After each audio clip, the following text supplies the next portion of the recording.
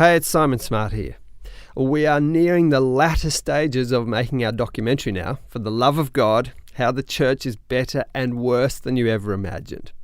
We've wrapped up most of our interviews, we've recorded voiceovers, shot scenes around the world at some breathtaking and confronting historic sites.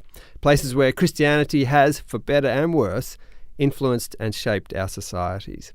Today we're bringing you an interview from the documentary that we broadcast last year with Marilynne Robinson.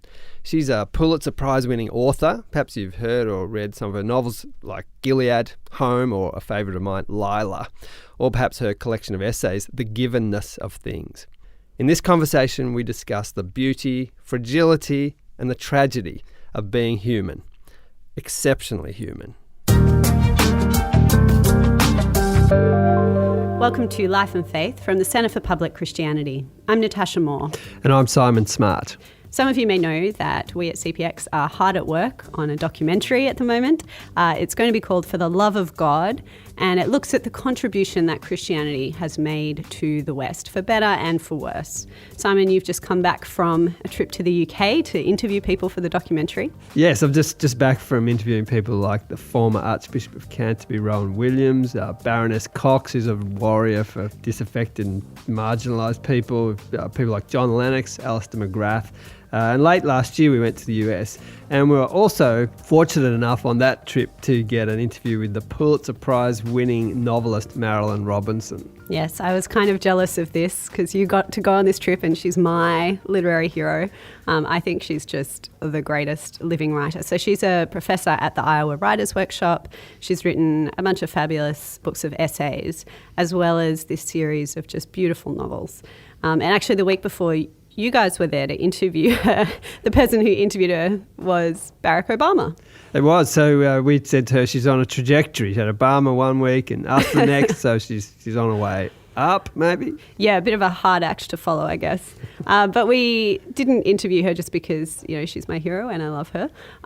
She's written about lots of things, including science and religion and the idea of human exceptionalism. So this idea that there's something special about humans and the value that we place or that we should place on human life. And that's an important idea for the documentary that we're making. Yes, a really important idea. So one thing we want to explore is the way Christianity introduces this sort of revolutionary idea of the human person and the value we attach to human beings. And then there's a whole lot of things that flow out of that, things that we really appreciate in the West. So here's Marilynne Robinson talking about the value of human beings and where this value comes from. I very often start off my classes because I want to encourage my young writers, to value their characters sufficiently to make them complex enough to be credible, and also to value themselves in a way that makes them push toward real authenticity, real originality.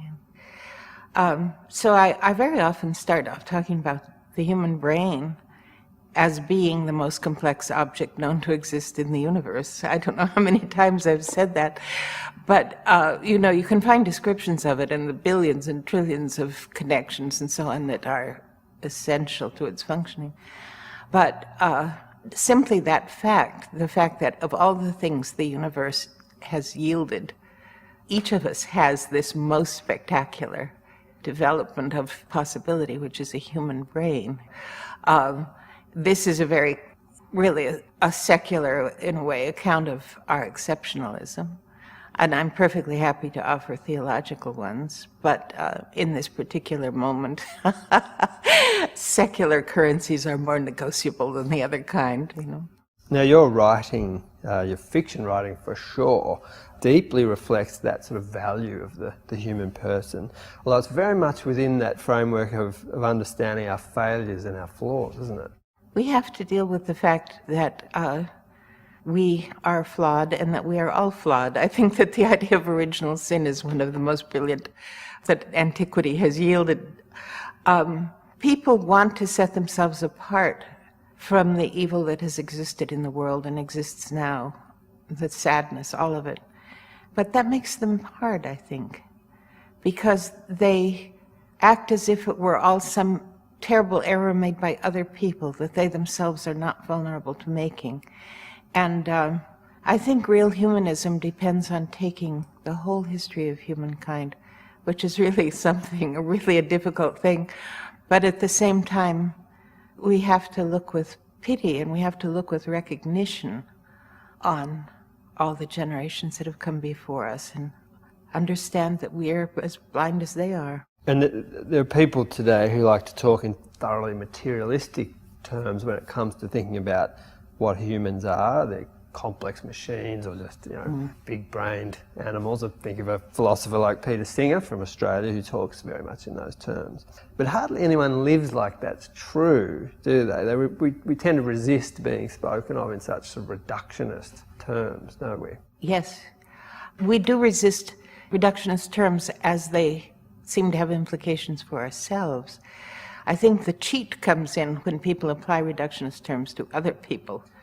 When people do each other radical and systematic wrong, it's usually because they have reduced people to labor or to, the masses or something like that and erased away this very difficult mystery of individuality, What's your response to people who want to put a kind of faith in science to answer life's deepest questions?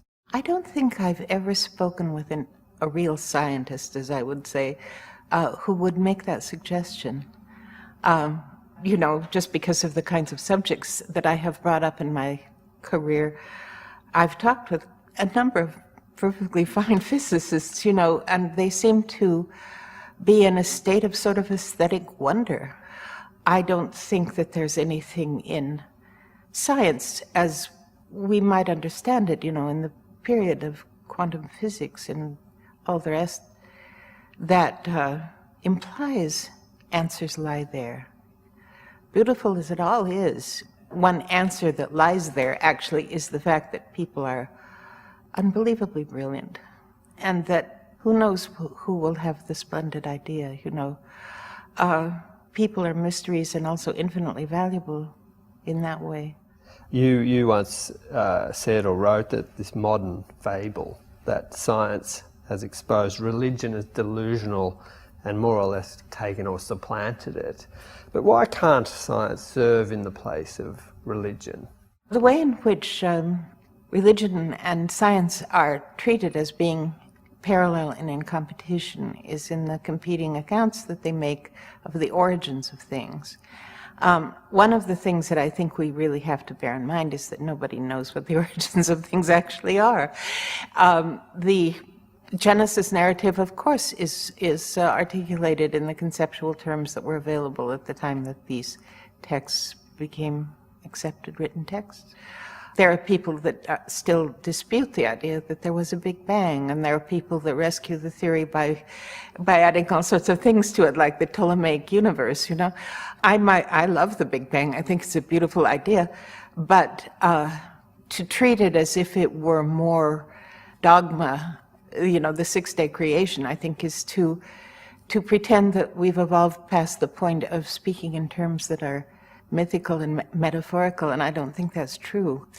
Reality is obviously complex beyond our grasp at this point, and probably for 1,000 years into the future, as a modest guess.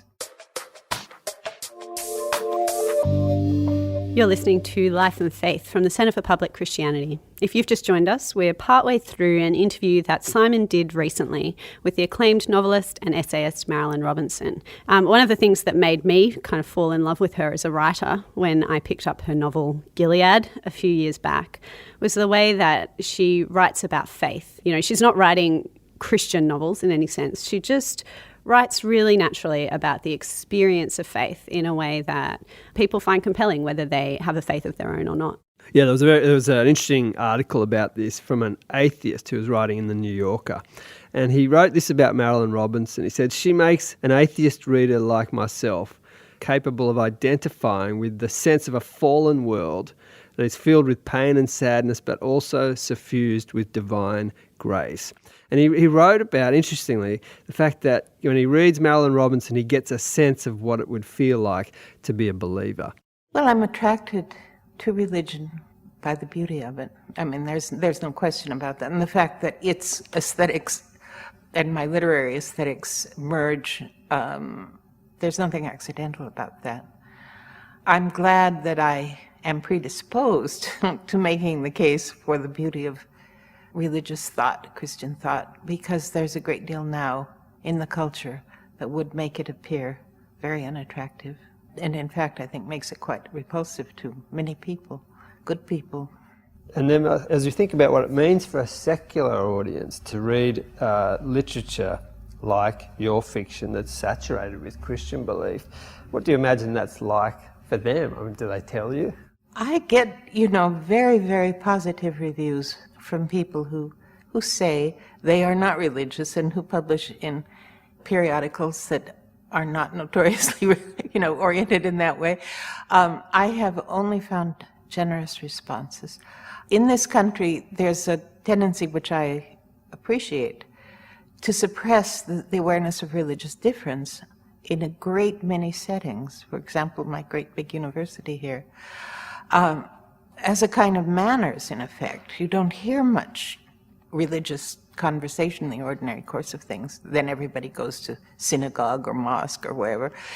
But, the fact that this kind of speech is not conventional doesn't mean that people are not religious themselves, don't have religious thoughts, I think that a lot of people are quite dependent on there being some kind of reasonable public conversation that allows of this kind of thinking.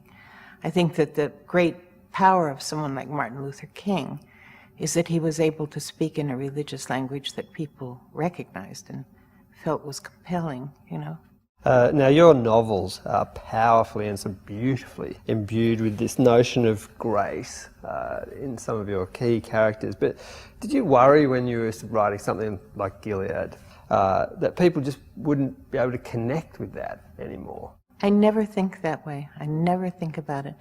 When I was alone myself in a hotel in Provincetown, Massachusetts, I began hearing this voice, whatever that means. It's not like a auditory, delusion or anything. But I knew this voice, and I started writing from that point of view because that's what I do. I had no idea. It didn't interest me whether or not it would be acceptable to even my editor, for heaven's sakes, Many of your characters have faith, but it's very different kinds of faith. They're sort of stamped with the circumstances around them. The faith seems to fit that for the person that holds it.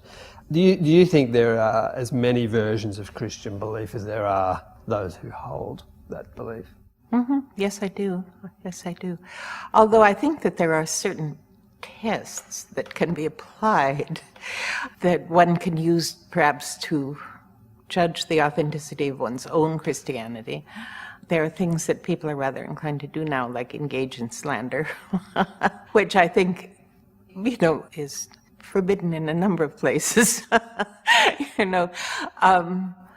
God is the judge, and how people are religious and how authentic their religion actually is and so on is something no one is competent to judge.